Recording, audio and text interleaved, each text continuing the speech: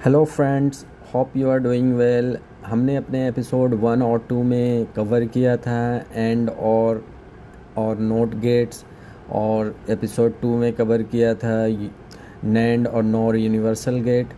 तो आज के एपिसोड 3 में हम कवर करने वाले हैं एक्सोर और एक्सनोर गेट्स के अर्थमेटिक ऑपरेशंस को, इन दोनों गेट्स के ट्रूथ टेबल्स को, लॉजिक सिंबल्स और बूलियन एक्सप्रेशन को, जो आपके और हमारे एग्ज़ाम और टेक्निकल इंटरव्यू के लिए बहुत इम्पोर्टेंट है। लेकिन दोस्तों, इसे शुरू करने से पहले आज हम एक चीज़ ये जानेंगे कि इन लॉजिक गेट्स का हमारे डेली लाइफ में क्या यूज़ है, इनका क्या एप्लीकेशन है, ये कहाँ पर यूज़ होते हैं। तो चलिए शुरू करते हैं। तो ये लॉजिक गेट्स ऑलमोस्ट सभी डिजिटल इलेक्ट्रॉनिक सिस्टम में यूज़ होते हैं। जैसे कि हम यूज़ करते हैं इसे अपने कंप्यूटर्स में, लैपटॉप्स में, सीपीयू, मेमोरी और प्रोसेसर के फॉर्म में ये यूज़ होता है। ये लॉजिक गेट्स हमारे मोबाइल फ़ोन में भी यूज़ होते हैं। इसके अलावा हम इंडस्ट्रियल ऑटोमेशन में जो पीएलसी सिस्टम यूज़ करते हैं उसमें इस लॉजिक गेट्स का यूज़ होता है। इंडस्ट्रियल मोटर के कंट्रोल सर्किट्स में हम इसे यूज़ करते हैं। जब हम रोड पे चलते हैं तो ट्रैफिक लाइट्स के कंट्रोलिंग में इसको यूज़ करते हैं।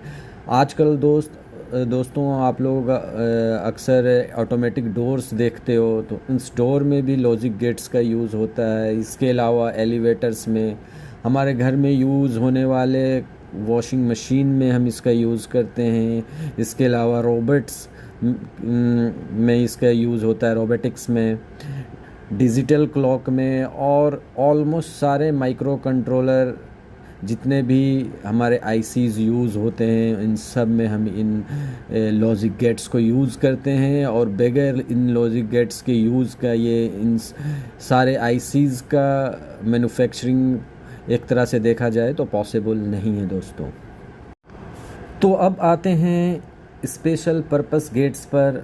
तो पहला है एक्सोर गेट, जिसे हम एक्सक्लूसिव और गेट भी कहते हैं। इसका बूलियन एक्सप्रेशन होता है y = a inverse of b plus a inverse b। तो दोस्तों, एक्सोर गेट का सिंपल रूल ये है कि इसका आउटपुट हाई यानी 1 तभी होगा जब इसके इनपुट में कुछ डिफरेंस होगा। यानी इसके आउटपुट को हाई होने के लिए इसका एक इनपुट हाई यानी 1 होना ज़रूरी है और दूसरा इनपुट लो यानी 0 होना ज़रूरी है।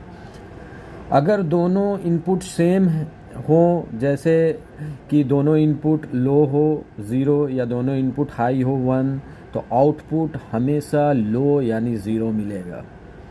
क्योंकि ये इनपुट्स में ऑड नंबर ऑफ वंस को डिटेक्ट करता है, इसलिए एक्सोर गेट को ऑड फंक्शन डिटेक्टर या पैरिटी जनरेटर और बाइनरी एडर में हेवली यूज़ किया जाता है। दोस्तों, अगर इसके ट्रूथ टेबल की बात करें, जैसा कि स्क्रीन पे दिख रहा है, अगर इसमें हम दोनों इनपुट को लो रखते हैं, इट मीन्स 0 0 फीड करते हैं, तो हमारा आउटपुट 0 मिलेगा, लो मिलेगा। अगर इसके दोनों इनपुट में से एक इनपुट को हम लो रखते हैं और दूसरे इनपुट को हाई रखते हैं, तो इस केस में हमें इनपुट डिफरेंस मिलेगा, जिसकी वजह से हमारा आउटपुट ऑलवेज हाई होगा यानी 1 होगा। और थर्ड केस में अगर हम दोनों इनपुट को 1 1 रखते हैं, तो इस केस में भी दोस्तों हमें डिफरेंस कुछ भी नहीं मिलेगा, इनपुट डिफरेंस 0 होगा, इसलिए इसका आउटपुट भी लो होगा और इट मीन्स 0 होगा। दोस्तों, अब हम स्क्रीन पे देख रहे हैं एक्सनोर गेट को, जिसे हम एक्सक्लूसिव नोर गेट भी कहते हैं। यह सिंपली एक एक्सोर गेट का इन्वर्टर होता है। इसका बूलियन एक्सप्रेशन होता है y = ab plus inverse of ab। XNOR का यह रूल होता है कि ये एक्सोर के अपोजिट होता है। इसका आउटपुट हाई यानी 1 तभी होगा जब इसके दोनों इनपुट सेम यानी इक्वल होंगे। इस प्रॉपर्टी की वजह से एक्सनोर गेट को इक्विवेलेंस गेट या डिजिटल कंपैरेटर भी कहा जाता है। अगर हम इसके ट्रूथ टेबल को देखें दोस्तों, तो जब हमारा बोथ इनपुट लो होगा यानी 0 0 होगा तो आउटपुट हमारा 1 मिलेगा यानी हाई मिलेगा। और अगर हमारा दोनों इनपुट में से एक इनपुट हाई होगा और दूसरा अगर लो होता है तो इन दोनों के केस में हमें आउटपुट लो मिलेगा, मीन्स 0 मिलेगा। और लास्ट केस यानी अगर हमारा दोनों इनपुट हाई होता है, दोनों इनपुट सेम होता है, तो इस केस में भी हमें जो आउटपुट है वो हाई मिलेगा, मीन्स 1 मिलेगा दोस्तों। आइए अब समझते हैं कि प्रैक्टिकल इंजीनियरिंग में एक्सोर और एक्सनोर गेट का यूज़ कहाँ होता है। तो पहला मेजर एप्लीकेशन है बाइनरी एडर्स। हाफ एडर्स और फुल एडर्स के अंदर अर्थमेटिक लॉजिक यूनिट में समेशन या अर्थमेटिक कैलकुलेशन करने के लिए हमेशा एक्सोर गेट का यूज़ किया जाता है। दूसरा एप्लीकेशन है parity generation. Digital data communication में ट्रांसमिशन एरर्स को डिटेक्ट करने के लिए XOR gates parity bits generate करते हैं। तीसरा एप्लीकेशन है कंट्रोल्ड इन्वर्टर्स।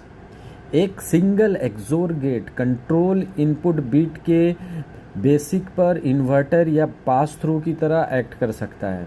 यानी अगर कंट्रोल बिट 1 है, हाई है, तो डेटा इन्वर्ट हो जाएगा, और अगर कंट्रोल बिट 0 है यानी लो है तो एज इट इज़ आगे पास हो जाएगा।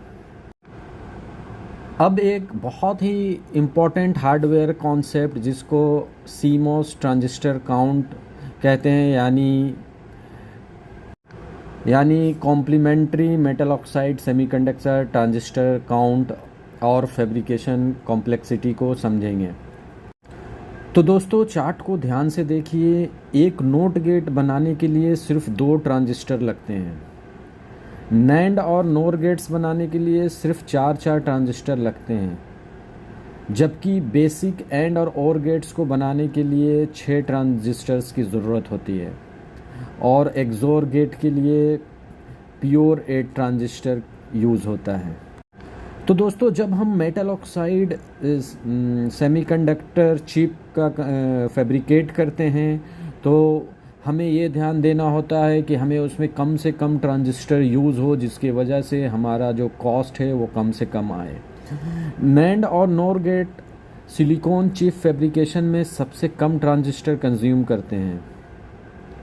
फ्यू ट्रांजिस्टर्स पर गेट का मतलब है लोअर मैन्युफैक्चरिंग कॉस्ट, यानी कम से कम मैन्युफैक्चरिंग कॉस्ट। अगर हम नैंड और नोर गेट को यूज़ करें तो हमारे चिप मैन्युफैक्चरिंग पर आएगा। इससे हमारी हायर चिप डेंसिटी और बेटर यील्ड बनी रहती है। यही रीज़न है कि modern integrated circuit ICs design में नैंड बेस्ड लॉजिक सबसे ज़्यादा यूज़ किया जाता है। तो पूरे एपिसोड को समराइज़ करें तो इन 4 की टेक अवेज को हमेशा याद रखें। तो अगर नैंड और नोर यूनिवर्सल गेट्स की बात करें तो इनमें से किसी भी एक गेट टाइप का यूज़ करके आप एंड और नॉट गेट्स इंडिविजुअली बिल्ड कर सकते हैं। और अगर फैब्रिकेशन एडवांटेज की बात करें तो यूनिफॉर्म नैंड और नोर सेल का यूज़ सिलिकॉन मैन्युफैक्चरिंग को बहुत चीपर और सिंप्लीफाइड बना देता है। अगर एक्सोर गेट की बात करें तो ये तब हाई आउटपुट देता है जब इनपुट डिफरेंस होता है। इसके इनपुट्स 1 और 0 होते हैं, जो बाइनरी एडिशन और पैरिटी लॉजिक का एक कोर कॉन्सेप्ट है जिस पे हम वर्क करके बाइनरी एडिशन परफॉर्म करते हैं। और अगर एक्सनोर गेट की बात करें तो ये तब हाई होता है जब इनपुट सेम होता है, जो डिजिटल कंपैरेटर्स का बेस बिल्डिंग ब्लॉक है। तो फ्रेंड्स अब आते हैं हमारे सबसे एक्साइटिंग सेगमेंट पर, practice questions and quick review. Video को यहीं पॉज करें और इन 4 कॉन्सेप्चुअल क्वेश्चन के आंसर्स खुद ट्राई करें। तो पहला क्वेश्चन, नैंड और नोर गेट्स को यूनिवर्सल गेट्स क्यों कहा जाता है? इसे यूनिवर्सल गेट इसलिए कहते हैं क्योंकि इनसे हम सभी बेसिक लॉजिक फंक्शन गेट्स जैसे नॉट, एंड और गेट्स को डिज़ाइन कर सकते हैं। सेकेंड क्वेश्चन, एक्सोर और एक्सनोर गेट्स के बीच में प्राइमरी डिफरेंस क्या है? तो दोस्तों, एक्सोर तब हाई होगा या तब हाई आउटपुट देगा जब इनपुट डिफरेंट होंगे, और एक्सनोर हमें तब आउटपुट हाई देगा जब इनपुट्स इक्वल या सेम होंगे।